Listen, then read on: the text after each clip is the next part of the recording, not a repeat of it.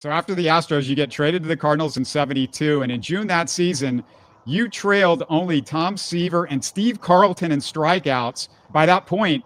But then disaster strikes after you had singled.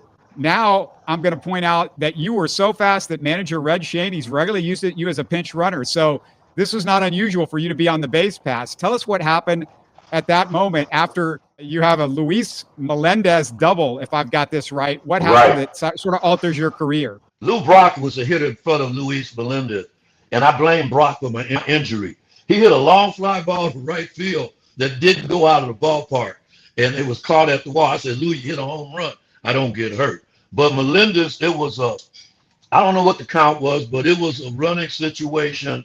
Like you said, Red always left me up to run on my own.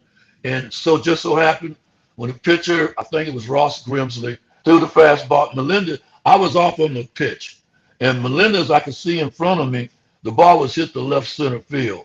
So when I got to second base, I said, I'm going to score. I'm just going to put it in my mind.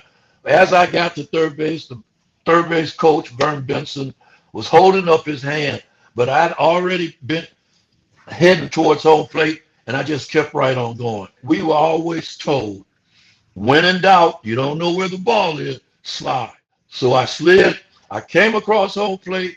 I saw the umpire say safe, and as I was coming up from my slide, Bench came down with his shin guard and clipped me at the plate.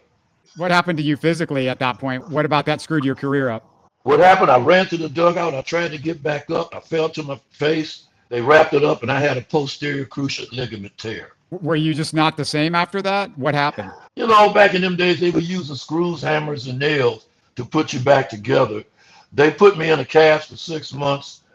I went to spring training, and it was just, I felt good, but in the back of my mind, it said, don't put any pressure on your right leg. That's the leg that got hurt.